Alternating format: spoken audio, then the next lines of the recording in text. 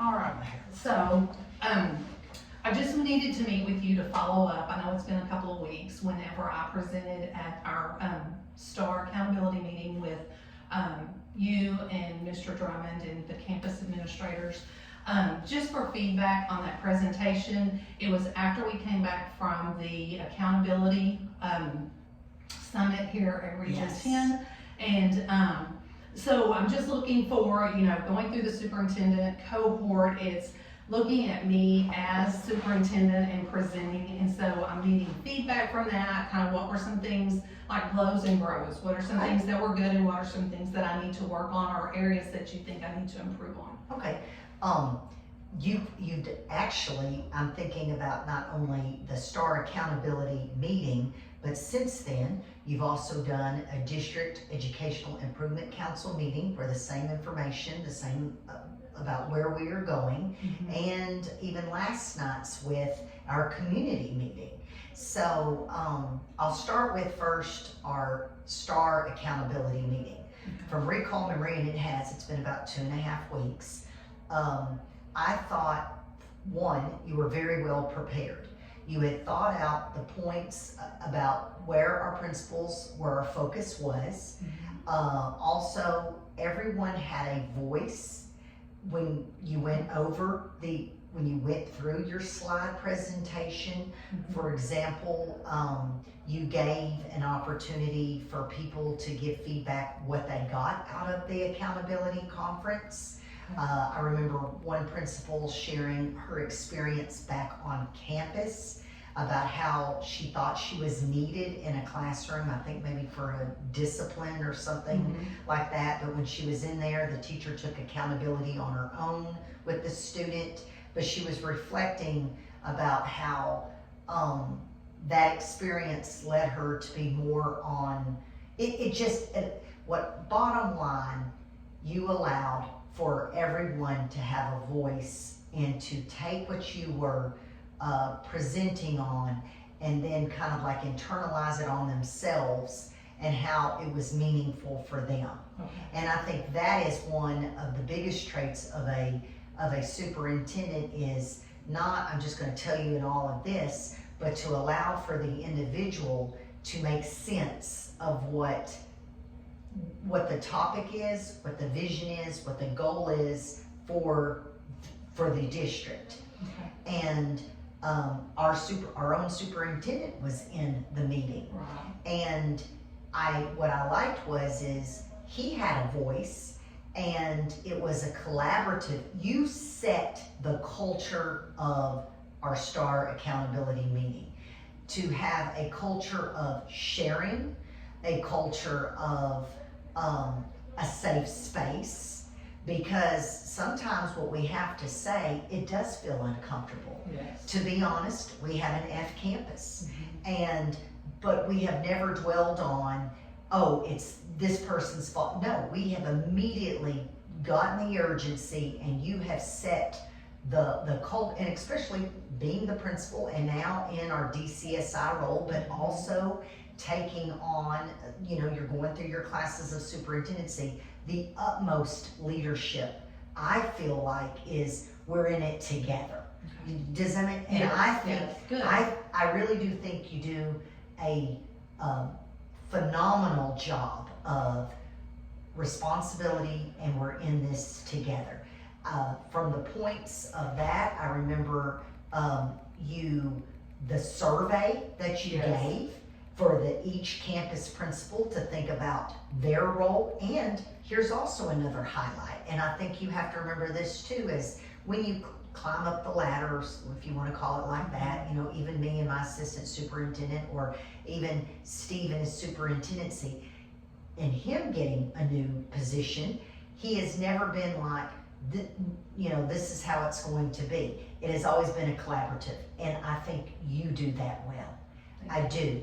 And the reason I say that is we now have a new principal at AC Williams, but the collaboration that you provide, it's there.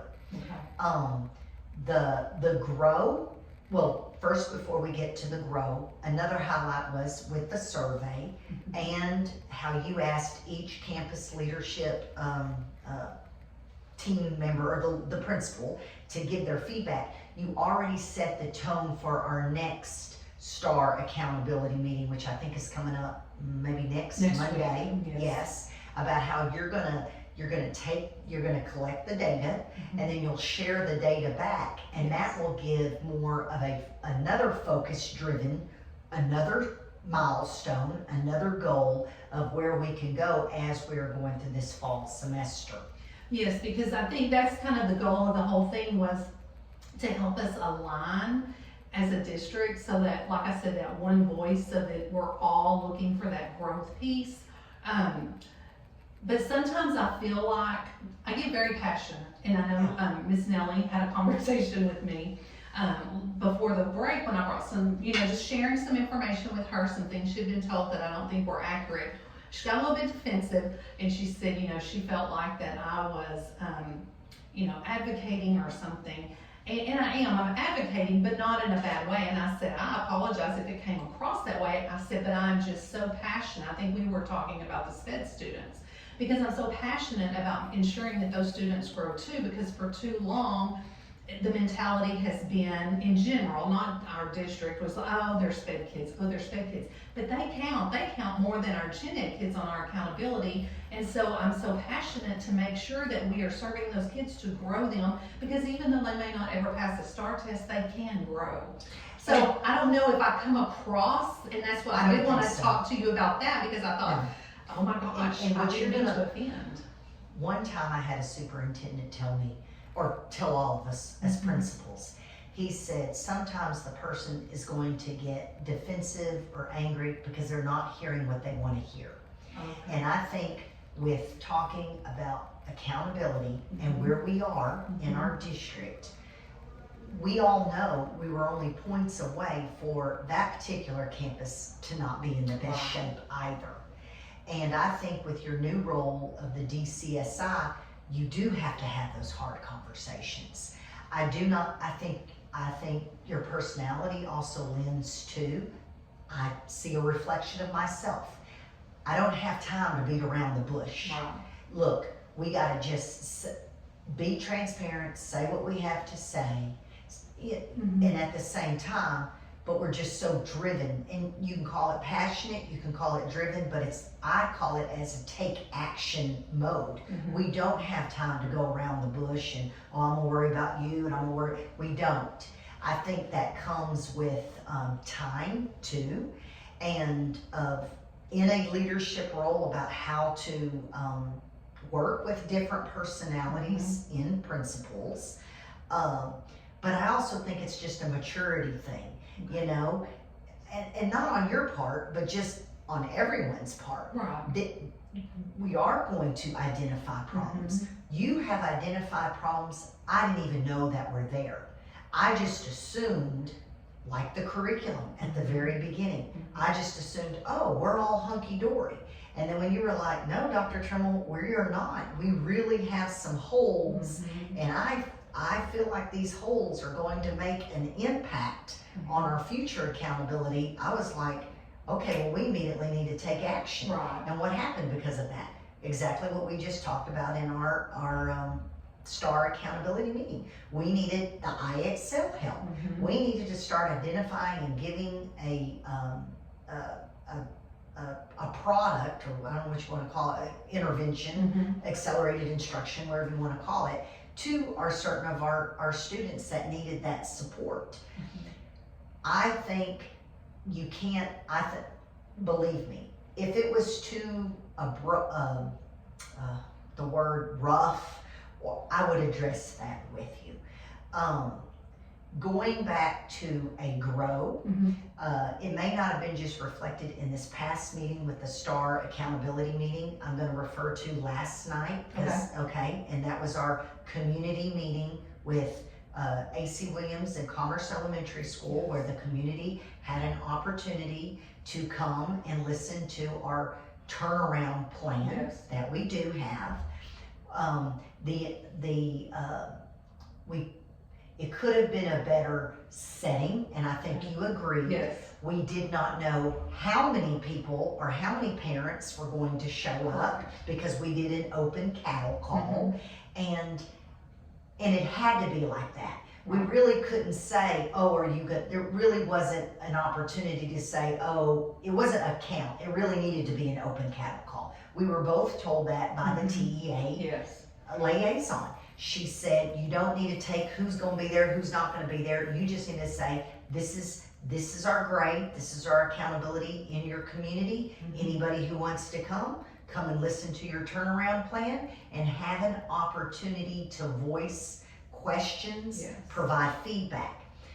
Where I'm going with this is, we chose the gym.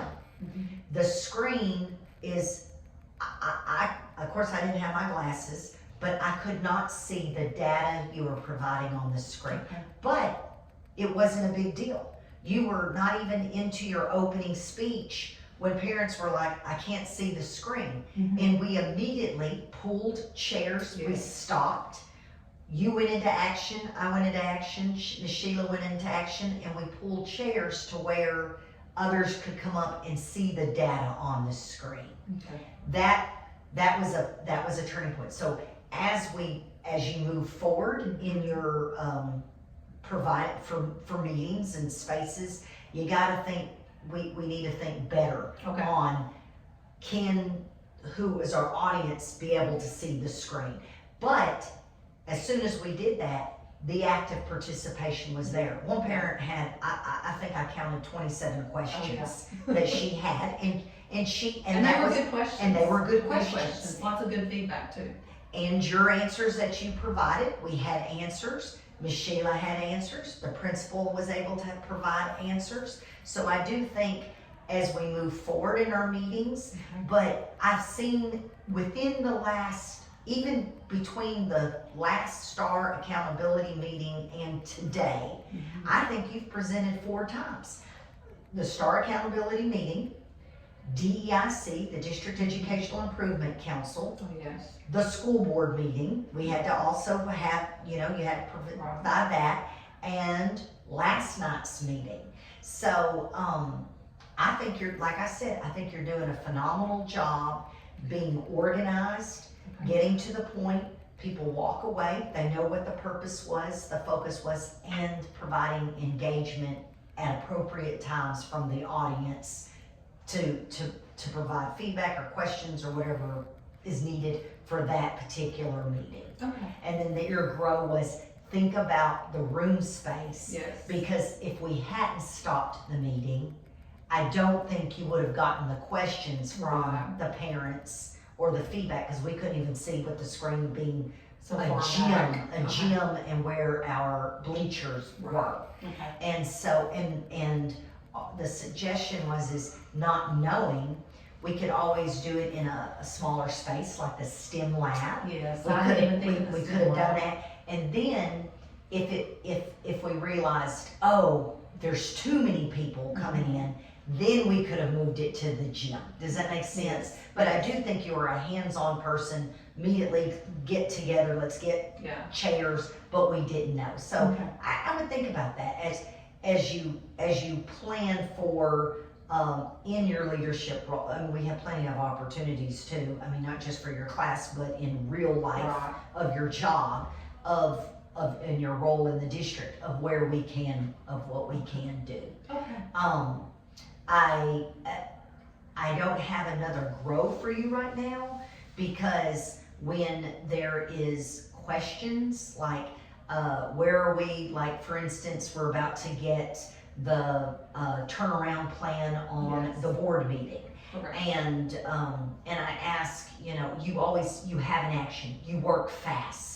For, like I said, with the new legislation that changed, we now have to give 3 days to our board agenda.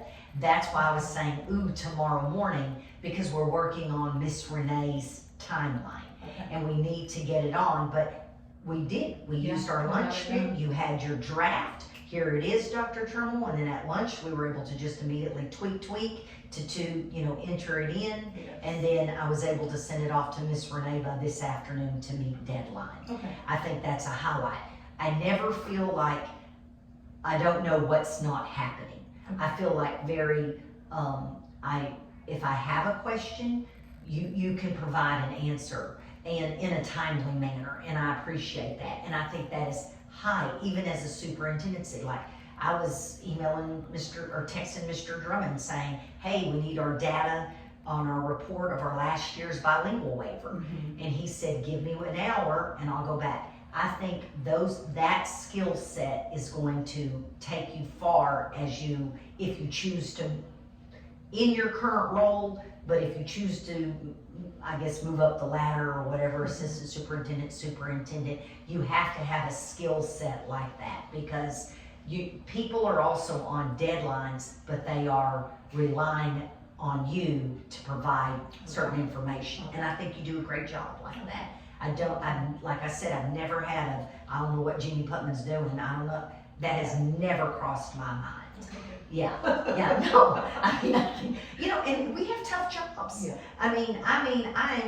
I know you are using every minute of your day for purposeful work, and I'm using every minute of my day for purposeful work. And I feel like sometimes it's even more challenging in a smaller district because we have so many different departments and hats and people, and what we got this and what we got going on here and there. Yeah, a lot of projects. But yeah, so I think, like I said, the next SAM meeting will be next Monday. There is one piece, and I'm going to share with you, that Mr. Drummond wants to add. It's a cultural piece. Okay. He wants to talk about that. So as we build the agenda for that, and we'll need to schedule a time to build the agenda. Okay, so when we With him, or just the two of us? did we do it the agenda Last time we building? did with him. Okay. First time we did it on our own. Let's go back and look at our calendars, Okay. because I don't know what he has on his calendar this week, because we're already pretty much sitting at, tomorrow's Wednesday, and I know he has to come to Region 10.